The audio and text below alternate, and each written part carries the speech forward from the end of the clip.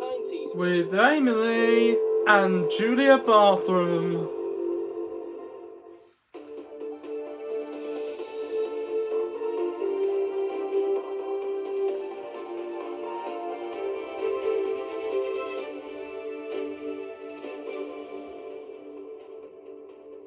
Hello there, good evening. Welcome to ITV News Tyne Tees. Tonight's headlines.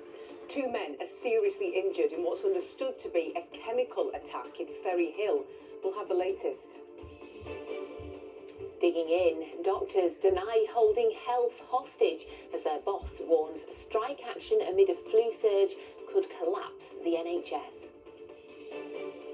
A Merry Christmas for everyone. How Middlesbrough's multi-bank is making sure that no child goes without this year. And the Hedgehog dog will meet Bracken, the 4-year-old lab keeping our spiky little neighbours safe.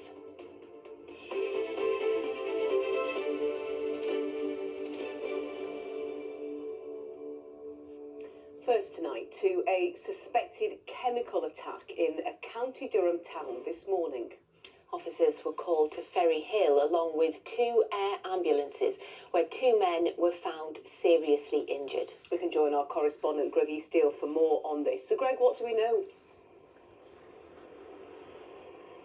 Well, Amy, this street's pretty much in the centre of Ferryhill, the scene of intense police activity for more than 5 hours now. We're actually very close to Ferryhill police station, but reports from eyewitnesses that we've spoken to tonight, alarming to say the least.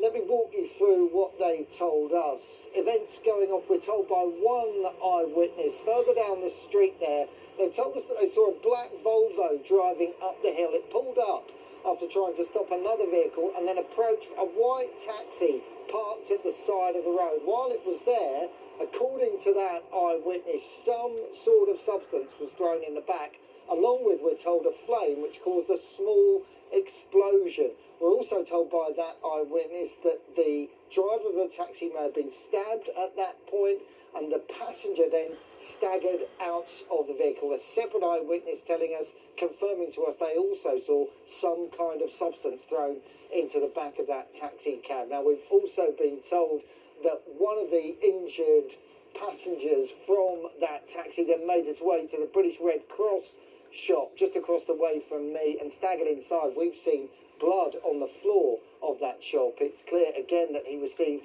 treatment there. Now, at this stage, police unable to confirm or deny to us any of the details of their investigation, but we have been told separately by the Great North Air Ambulance that at one stage, at around 11 o'clock this morning, they sent 2 choppers to the scene. Again, a sign of just how seriously they were taking whatever happened here. We're told by them that 2 people were treated and rushed to hospital. You would think by the sounds of what's been described to us, along with what we've seen inside that shop there, the condition of at least one of those people must surely be very serious. Go, Greg, with the latest from Ferryhill tonight. Thank you. Next this evening, people have been warned of disruption to the NHS as 5 days of strike action by resident doctors gets underway. It comes against a backdrop of winter NHS pressures and rising cases of flu. The Health Secretary earlier this week said the combination could push the NHS to collapse. The British Medical Association, the union whose members are striking, accused him of scaremongering. But people here and across the country are being braced for delays to services in a dispute which shows no sign of ending. Well, our reporter Johnny Blair has joined us in the studio. So, Johnny, what are patients in our region here being told? Well, Amy, as you say, patients have been reminded of possible disruption, a warning they are arguably getting used to, as the government and the BMA obviously has a history. This is a fight ultimately to do with pay and to do with the number of jobs and training opportunities available to resident doctors. Now, this morning, around 60 union members and their supporters gathered outside the RVI in Newcastle. It's one of 16 hospital hubs around the country where picket lines were held. The resident doctors here work at a variety of different hospitals and practices, but are obviously united in their cause. They told me this morning they don't want to be on strike. This is, they say, action to ultimately improve the NHS for staff and for patients, and they denied holding people's health hostage. Data has showed that actually during strike periods, because consultants are at the front door of A&E, hospital admissions are reduced because they're able to turn away patients who don't need to be admitted. I don't think that patients are being put at risk at the moment. And actually, due to poor staffing in general, patients are being put at risk every day in the NHS, which is what we're fighting against. Well, the Health Secretary has been particularly vocal in criticising these strikes, and today warned again that it's heaping extra pressure on the NHS during winter and when there is a lot of flu around. The government says it did all it can to avoid this situation and that people should continue to access NHS services like 111 or A&E, but obviously to do so sensibly. We are doing everything we can to minimise the disruption.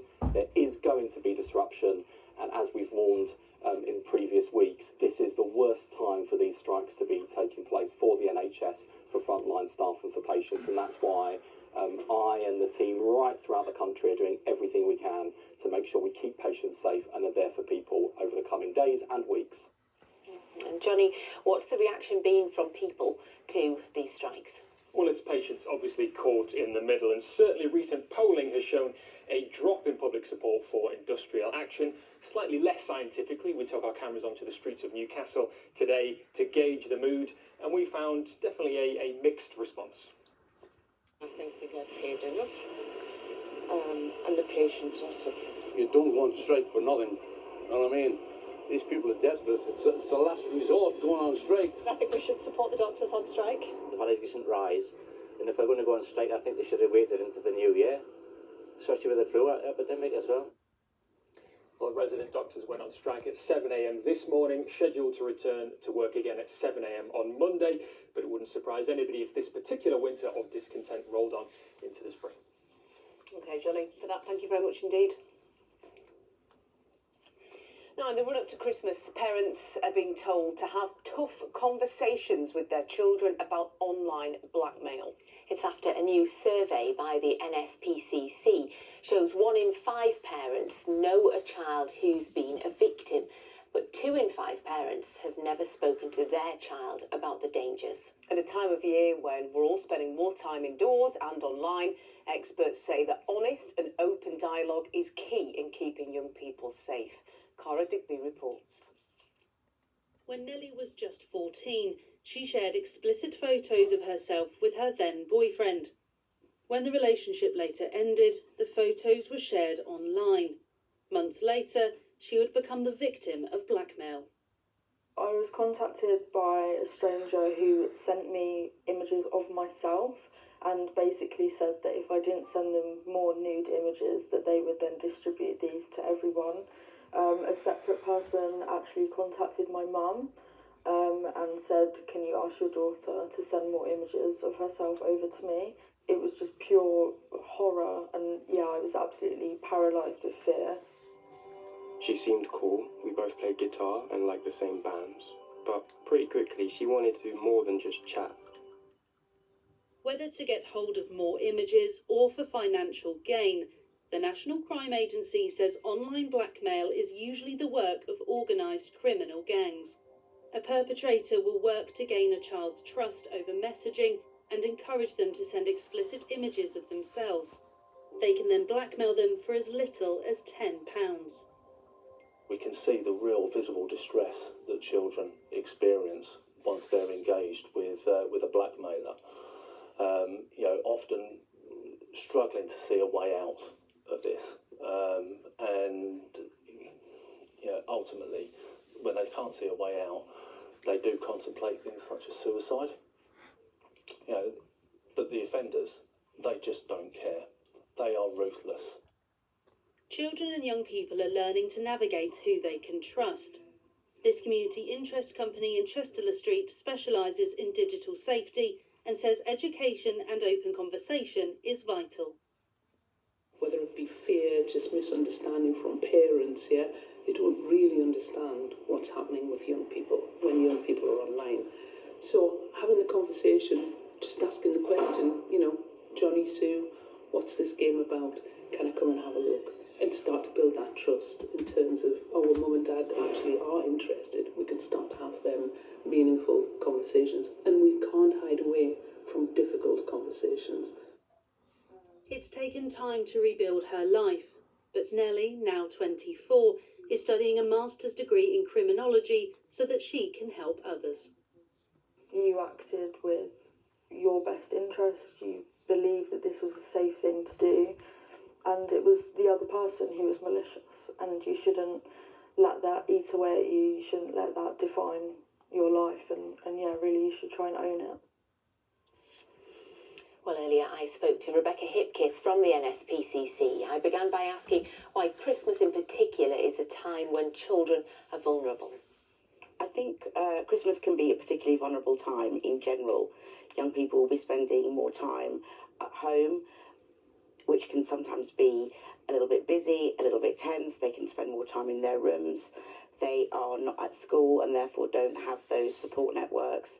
They're online talking to their peers and their friends that they're not able to see. And some parents are working over the Christmas holidays, so again, that leaves more time for young people to be unsupervised online. If a child or young person is being targeted, what immediate action should they take? What support is there out there for them? Well, I think the first thing would be to immediately block any perpetrator, anybody who's making them uncomfortable or coercing them. There are tools out there. There's the Report and Remove, the Internet Watch Foundation, CEOP, which is the Child Exploitation Online Police. All these agencies are able to take reports of any form of blackmail or malicious communication. And obviously at Childline, we're there to listen to young people and to help them use those tools if that's what they need.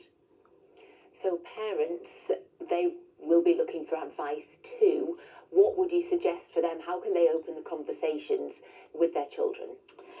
I think it's making it part of an ongoing conversation rather than being, this is a specific topic that I need you to sit down and listen to me about. You can talk about experiences. There's lots of examples in the paper right now of how this has impacted young people, and it's about making them a little bit resilient and making them able to see what they could do if certain scenarios happened in their case. And I think by showing the way that you would react as a parent, it makes them a little bit more confident that they won't be judged or immediately criticised. And I think that's what's really important, because one of the biggest things that young people talk to us about is the embarrassment of this happening to them. Thank you very much, Rebecca, and some advice in there that people will be able to follow. Thank you. Thank you.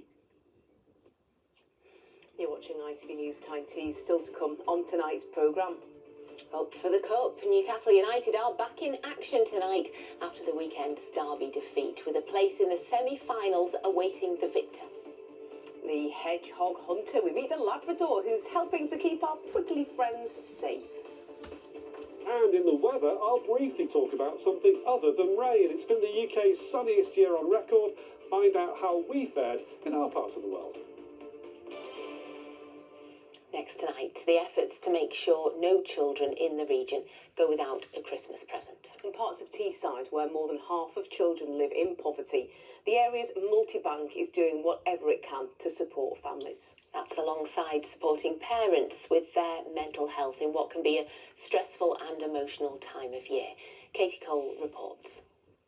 It's like Santa's workshop at this warehouse in Middlesbrough. 25,000 presents being sorted, wrapped and given out to children this Christmas. It's organised by the Junction charity, which runs our region's only multi-bank from here. That's where essential supplies like toiletries are collected from businesses and redistributed. This is the charity's big Christmas campaign, and it's needed. The level of need that we see coming through our services would truly break your heart. What this campaign is about is making sure all children can feel a little bit of that Christmas magic, and that families aren't struggling with choices between Christmas, debt and the basic essentials of life. At one point it was a lot of kind of families that were unemployed, but actually we're increasingly finding that even those who are employed and have two parents in the household that are working, that sometimes it's still hard to make ends meet. So us being able to do this and bring that Christmas joy is lovely. on hand to help local businesses who fundraised for presents and are helping with the wrapping. I think, you know, Tees Valley has known that there's so many children in poverty, and that's the really sad part, but the fact that we can contribute to try to ease that burden for people is a real privilege. I'm not allowed to wrap at home, so it's quite funny that I have to wrap here. It's what's inside the wrapping that counts, I think. That'll make the difference, not so much the wrapping. Many of the presents that leave here go to families the Junction work directly with, but it also supports other toy appeals, like in Redcar, where Father Christmas is on hand to deliver them from his camper van. It's been organised by the charity Family Action, who are also hosting a Christmas party. They offer emotional and financial support to new parents. Staff well aware of the pressure they're facing at this time of year. I think social media has a lot to do with that, getting that perfect Christmas with the matching pyjamas and all the toys. We just thought we'd set up a few things here so they can experience all those things as well that they might not be able to afford. Like seeing Santa can be quite expensive. Obviously everything's going up in price and everything's hard. So charities like this really do help, and they give us a sense of relief, because just feeling like we're not on our own. I've struggled with maternity care, so getting the toys donated has really helped. I've got an extra present to give Willow on Christmas now, so she's really going to enjoy that, and I appreciate it very much. While the songs tell us Christmas is the most wonderful time of the year, it can take a toll on our well-being and finances. But a little generosity goes a long way, and there's lots going on to try and help put a smile on faces. Yeah, we can join Katie, who is in concert in County Durham. Plenty going on there too, Katie, also to try and just spread some festive cheer. Yes, welcome to Glenroyd House, a community hub in concert, where tonight Santa's travelled from Redcar in the camper van to concert. And if we can knock on this door, let me see if he's ready for us. Aha, yes. This is a grotto that's been put on by the charity. Over the next few nights, Father Christmas will see 180 children.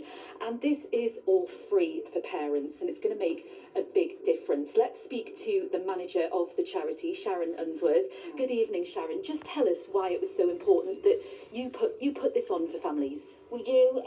There's a lot of families struggling in concert financially, so we thought we're not going to charge them anything, because a lot of venues do charge. We thought we'd do it for nothing, and the children come in and they spend 15 minutes with Santa Claus, and it's one-to-one, so it's more personal, and they get the pleasure of meeting Santa Claus and just enjoying themselves. Brilliant. Well, it's Skylar and Jackson's turn tonight. Guys, can I just interrupt Father Christmas? Do you have time for a quick chat with ITV Tyne? I know you're a very busy man. What does it mean to be here in concert tonight, Father Christmas? Well, Santa's all around the world, yeah, but concert is a very passionate place for us. So we love to see the children, and the children have a great time when they come to Santa's Grotto. And Tyler and Jackson are having a great time here tonight.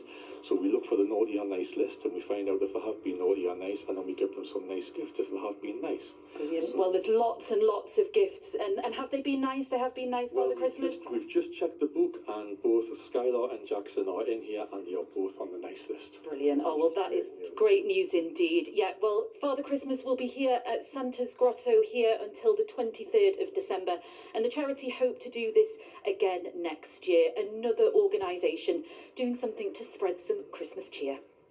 Oh, Katie, it's absolutely wonderful to see the difference being made to children, and interview Santa Claus as well. Amazing. In concert tonight, thank you very much. And the ITV Evening News continues after us at 6:30.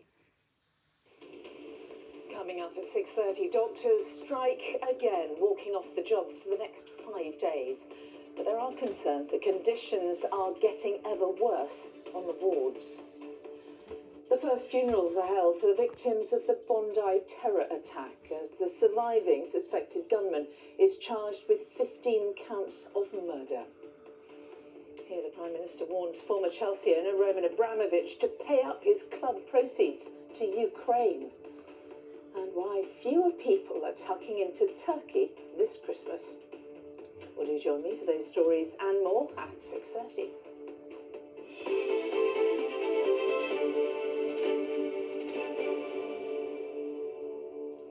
Time for sport. Newcastle United are still licking their wounds after Sunday's Tyne derby, but they have a chance to turn the page tonight and reach another Carabao Cup semi-final. Simon's at St James's Park for us.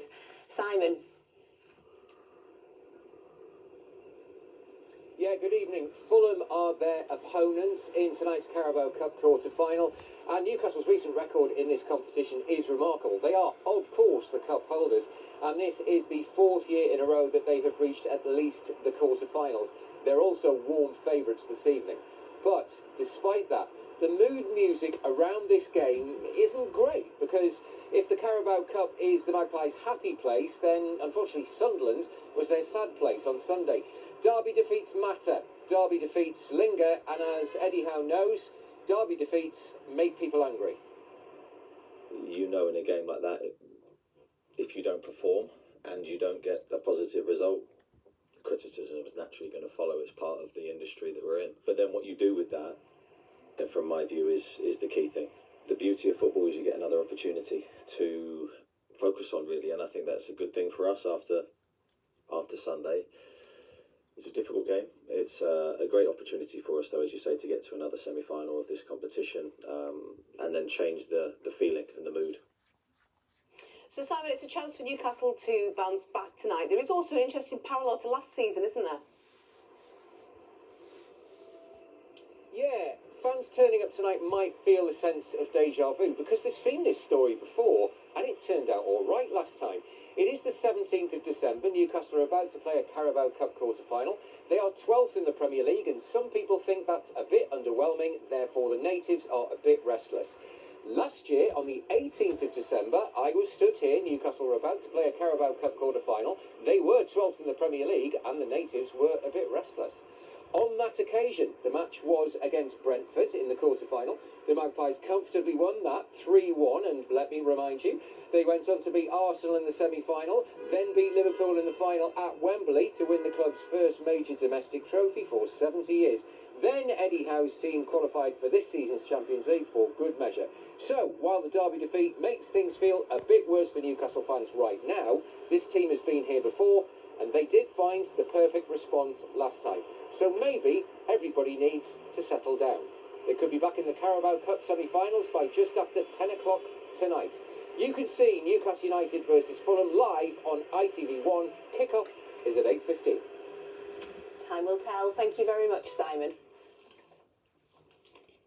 Now, Ross is always telling us to be careful if we're doing some gardening or cutting hedges to make sure the area is completely clear of hedgehogs before we start. Yes, well, when you move that onto a bigger scale for much bigger projects and maintenance work, then that becomes a lot harder.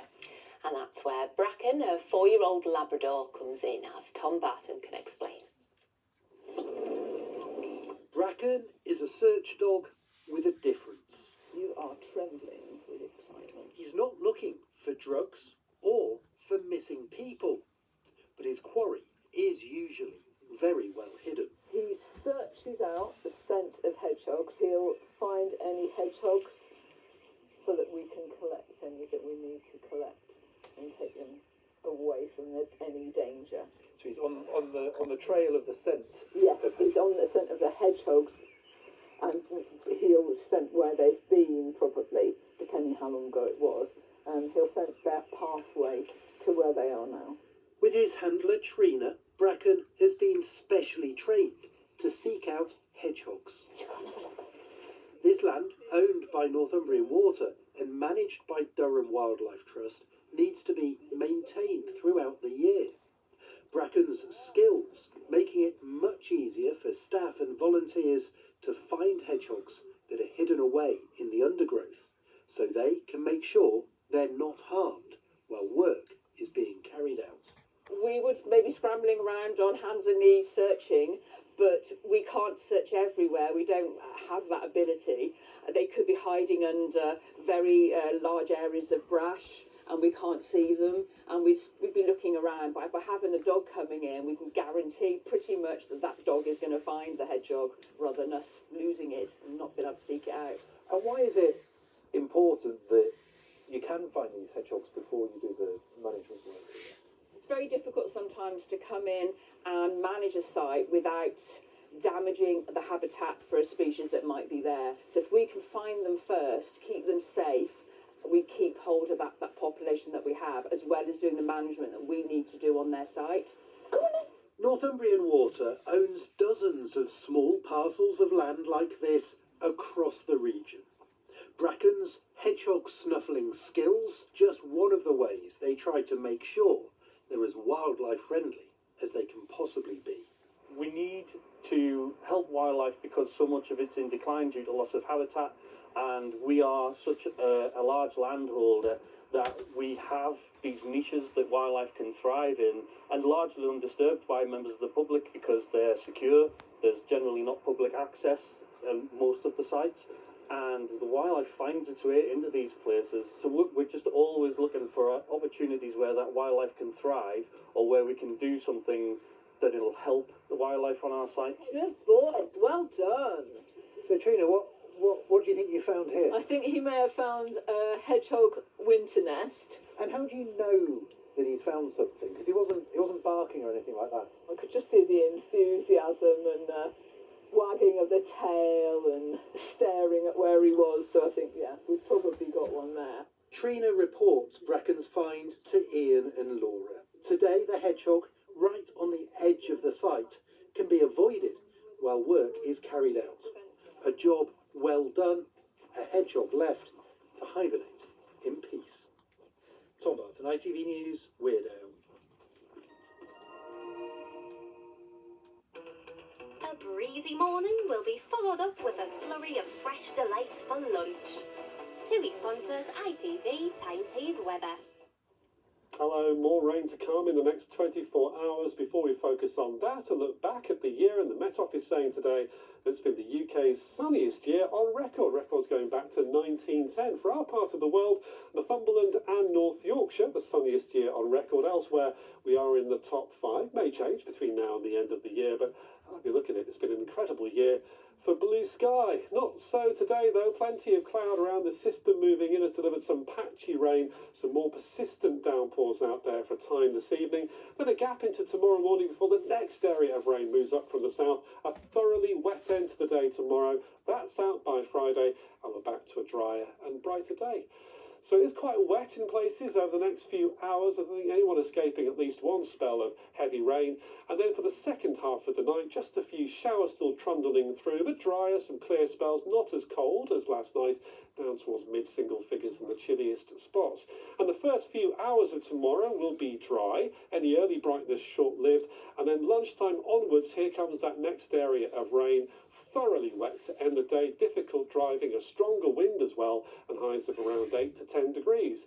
That rain will clear away tomorrow evening, then behind that, as I mentioned earlier, a drier and brighter Friday to come, maybe 1 or 2 showers, more so focused earlier in the day. Let's take a look at the outlook, and a lot of cloud around over the weekend, and you'll notice the wind starting to change direction to southeasterly, eventually to an easterly into next week, and that will bring something a bit drier, but also colder in the lead up to Christmas.